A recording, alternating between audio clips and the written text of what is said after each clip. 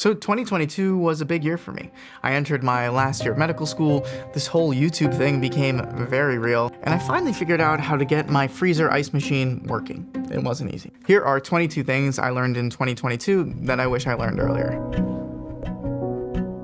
Number 1 is scheduling things. Scheduling as many things as possible is the key to success. Apple Calendar guides me to when I'm going to study, what I'm going to study, where I'm going to study, and when I'm going to script YouTube videos, when I'm going to work out, when I'm going to meditate, and pretty much every single thing in my life. Importantly, now that I use this application called Calendly, which basically just automatically schedules meetings or podcasts, I want to make sure that every single thing that I have in my schedule on my calendar is there for a reason. Now, I don't stick to the schedule 100%, but it's a great way to keep me focused. Also, it helps me retrospectively look to see how I'm actually spending my time. So schedule everything. Tip number 2 is call customer service. A 2-minute wait time, and my problem is solved usually in 5 minutes of talking on the phone. And I never expected this from customer service. Amazon, Apple, and pretty much every other service you use has a free and helpful customer service line. Sure, I'll do like the initial research or the initial Google to try and solve the problem on my own, but eventually why not just like call an expert? And the greatest customer service I've seen is with like hobbyist services like Final Cut Pro, Photoshop, Illustrator, WP Engine. Those have really good customer services, just as an example. Tip number 3 is your parents are people. They have hopes, they have dreams, and they are occasionally sad. They occasionally make mistakes. They're occasionally frustrated. They have personal problems. But man, their entire life doesn't revolve around you. It doesn't revolve around their children, even if you are a large part of their life. but man. Who knows, maybe you could be the one that's actually helping them, the one making their lives better, because you'll likely be doing this when they get older anyway. God damn it, Mom! Tip number 4 is friends and family are important. Along the same lines as before, right? People in my life this year have died or moved away in the past year. The people you cared most about, just like you, could suddenly disappear tomorrow. And I don't say this to scare you or to make you afraid. I say this to realize that it's a real possibility. We don't live forever. When was the last time you made time for someone important in your life, a sister or like a good friend or someone that you really just want to talk to that you haven't talked to in a while? I've started to like occasionally call my good friends who've moved away to different states or even different countries, like once every 6 months, and it's really, really nice. I get updates on their life, I hear about what they're doing, and then the next time like they're in town or we're near each other, we get to hang out. And it's really, really easy to do. I just text them like, yo, are you free to talk later today? Or I just call them.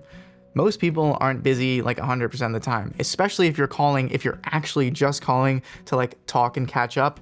They'll be receptive. Thing I learned, number 5, is I aim for people to respect me, not like me. As my face is appearing on more and more places on the internet, more and more people have comments on like what I do and what I say. Now, surprisingly, most of these comments are not only kind, but they're usually helpful. Thanks, guys. However, there are definitely a few people that don't like what I'm saying, that think I am dumb, stupid, I say the wrong things, I look funny, you know, they comment on my hair. I've been trying, okay? But no, really, I don't really care. Honestly, I don't care about the bad things that people say. The important thing for me is to try and make sure that I'm respected. At the first point by myself, and then later, hopefully, by others. Would I appreciate the content I'm putting out there? Would I respect the videos that I made? Maybe I would disagree with a point of view that I had, but would I respect how it was presented? The authenticity of the presenter. I aim for being respected as opposed to being liked, because there's no way everyone's gonna like me. Tip number 6 is free time is good. In my first tip, I say you should schedule everything. And I think scheduling everything is important. However, I plan only the important things. Free time is usually when I can relax, hang out with a friend, or work on a new project. Every second of every day doesn't need to be filled. I've eliminated many things in my life in this past year so I can have more of this free time, because this free time is what created this channel, and this channel has changed my life. I don't drink and go out on the weekends anymore really at all, because that destroys not only my night, because I go to bed at like 8:30, 9 o'clock, but it destroys the next day because my sleep is screwed up. Alcohol destroys your sleep. And then the next day I'm like tired and a mess. I don't watch hours and hours of TV every day or play video games as much as I did anymore because of how valuable this free time is. Life thing that I learned, number 7, is communicate on email like a human. Compare this. Dear John, in regards to the aforementioned blah blah blah blah blah blah to, hey John, can we fix this? If the person on the other end of the line is a human being, treat them like a human being. Some of the most successful people I know, when they're communicate professionally, but, casually. Don't use fancy words, go to the thesaurus and try and substitute things in your email. There is no point, and it usually actually harms the actual entire purpose of the email, right? Which is communication. Of course, use proper grammar and be professional, but no need to be like a snooty, annoying person. It doesn't help anyone. Thing I learned, number 8, is meditation. Meditation is one of the few things that has produced a much greater effect than the effort I've put into it. I meditate for 10 to 20 minutes every morning after a cold shower, and that's followed by journaling. And I found meditation to be a great stop point at the beginning of my day. Finally, the actual activity meditation is really nice. In the first couple months of trying it out, it was hard and I didn't really get this kind of calm state.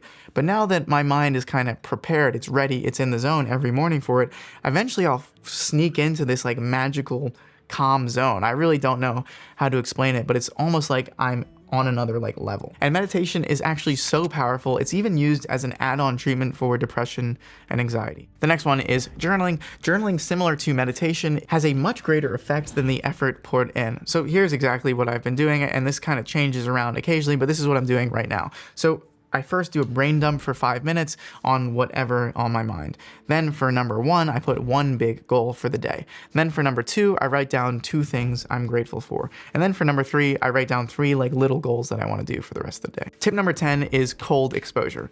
Now, the evidence for cold exposure is tricky. There may be small benefits compared to controls, but these are tiny studies that we're looking at here. However, the good evidence that I've seen is cold exposure seems to be a reasonably effective tool for recovery after high endurance training. The results there seem pretty good.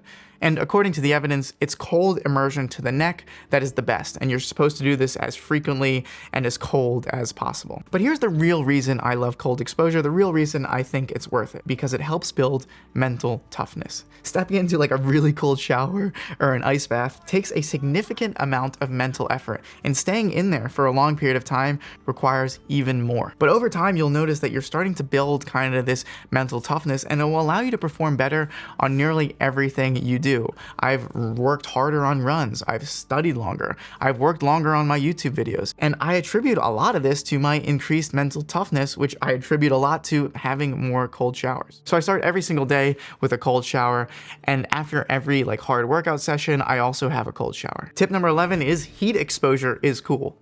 Again, the heat exposure data is questionable, but there seems to be an association with a couple of cardiovascular health indicators. And again, I'm not even a doctor yet, so take this with a huge bucket of salt. However, my main point is the same as before. Heat exposure builds mental toughness. The only piece of good evidence, the piece of evidence that I kind of liked seeing about kind of heat exposure is it seems that people who take a warm or hot shower, maybe an hour before bed, have better sleep. So that's exactly what I do. I take a warm shower about an hour before bed. Importantly, before you try cold exposure or before you try heat exposure, please talk to your doctor. Don't do anything crazy. Point number 12 is I can do anything I put my mind to. Building on the theme of mental toughness, I've learned that I can accomplish really anything with consistency and enough time. Starting a YouTube channel, learning how to edit videos, recording videos, starting a podcast, designing a podcast studio, designing a website, becoming accepted to medical school, starting a business, learning to code. All of these things I've done, and I never thought I could do a lot of these things, but I just put time and consistency towards them and I did them. Many of the seemingly impossible achievements are not only possible, but likely if I work consistently towards learning and completing them. I can learn anything, I can do anything. It's just a matter of time. Number 13 is anger solves nothing. I don't know if I'll ever have kids, but one parenting tip that has always stuck with me is to never punish in anger. Sure, punish them. Sure, be angry, but never together. Have you ever been yelled at publicly in front of everyone in a negative way? Did you actually change from that experience, or did you just resent your tormentors a little bit? Emotions, especially anger, have an amazing way of clouding your judgment. Lesson I learned number 14 is listening is a learned skill. Are you listening? Most people are lucky to have the ability to hear, which means they can listen to the sound waves coming out of other people's mouth. However, are other people listening to what other people are saying all the time? Definitely not. Listening doesn't only involve hearing what people are saying, but paying attention to their facial and body expressions. How do they feel? Is what they're saying important to them? Not important to them. If I ask them about this certain topic, would it make them happy? Would it make them sad? Would that be a good move or a bad move? Is what the person saying making sense to me, or I'm just nodding along saying, yeah, yeah, yeah. Listening is a skill, and like any skill, it can be improved. Thing I learned number 15 is writing is important. Even more difficult than listening, I think, is writing, and I'm definitely a writing novice. I often make grammatical errors, are redundant, and are boring. The problem with being a bad writer is that people can't understand you. The benefit of being a good writer is that people can understand you better, and people can listen to you more easily, and you can communicate better. And what's the best way to improve writing? Well, practice, practice, practice. I work every single day on writing a blog post, or a YouTube script, or copywriting, or writing a Twitter post in the hopes of improving my writing abilities slowly. Improving writing makes you a better speaker, consumer, salesman, copywriter, and much, much more. The habit of writing has changed my life. Thing I learned number 16 is automate and delegate as much as possible. I pay a house cleaner, a talent agency, an assistant, an editor, an animator, and an illustrator. I pay for Zapier, Notion, ConvertKit, Calendly, Topaz Labs, Loom, QuickBooks, Frame, Google Workspace, WP Engine, and a bunch of other things that I can't really remember right now. When I delegate or when I automate, I'm freeing myself to do the things that I'm best suited to do, like filming these YouTube videos or writing a blog post.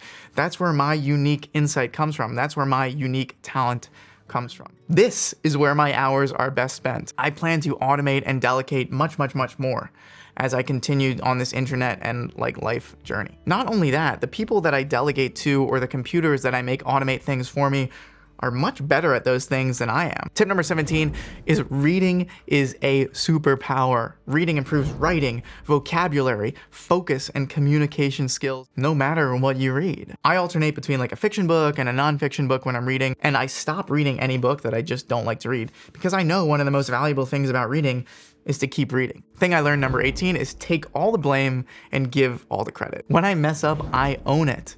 And here's how to apologize correctly. I was wrong. You are right. I am sorry. And importantly, stop. Just stop there. Don't blame anyone else. Don't say it was their fault. Just stop after that, and you'll be amazed how much better you come off to other people. And when you're part of a team that succeeds, especially if you're the leader of that team, make sure to give credit to the team. Make sure to give pretty much all the credit to the team. People, of course, will know that you had some part in the success of whatever happened because you're the leader of that team, but the people around you will benefit so much from you giving them this credit, and they'll feel better about working with you. Win-win. Thing number 19 is I learned to try to listen to music and doing nothing else. I tried to just walk and do nothing else. I tried to just eat and do nothing else. A form of meditation is to pay attention to only what I am doing. The problem with eating in front of the TV is you're getting the bonus, the hits of dopamine from the food and also the TV. Or I used to listen to music at the gym every single time. I realized I was starting to not get enjoyment from those individual activities. I was only getting enjoyment when I combined them. So what I tried to do is slowly just do those things alone. And initially I felt emptiness and weakness at the gym. I couldn't lift as much weight. It was insane. But slowly over time, a couple months, I regained my enjoyment from these individual tasks. And now I'm pumped and happy when I'm at the gym and just lifting weights, or just listening to music, or just eating. Tip number 20 is the squeaky wheel gets the oil. I found this cliche line true. When I asked for research projects in medical school or recently working on getting podcast guests, of course you need tact, but the reminder emails, the lots of reminder emails and texts may create some success. Crafting the perfect cold email is another thing, but it is much easier to succeed with 5 subpar emails than 1 perfect email. Even if these people are interested in helping me or participating in whatever I'm messaging them about, they might be swamped. So they might see your request but become distracted, or they may never even see your request because it just gets buried in the tons of emails they get. Tip number 21 is everyone is shy. Be the outgoing person. Most people are shy. I love my alone time, and I don't want to participate in every social events. Social events sometimes even stress me out. Many people are like me though, and many people are like you. If I can stir up the confidence, even fake the confidence to speak to someone or introduce two people together, I'm often like amazed by the friendly conversations or interactions or fun times that created by taking this hard initial step. I try to talk to people I don't know at my medical school, when I'm playing pickup sports, or at like these awkward like meet and greets or social events. Usually people are at these things, right, to meet people. If I can make one person like feel more comfortable and better about being there, that's good enough. And selfishly, I've made countless new friends and connections this way. In my past couple years of being more outgoing, and I have to force myself every single time to be more outgoing, I've had maybe 3 kind of bad interactions. And that's out of the 1,000+ bad interactions. And by bad interaction, I mean these 3 times they just like looked at me and like ignored me. It wasn't so bad. Finally, a positive attitude goes a long way. Don't complain, it accomplishes little and often bums people out.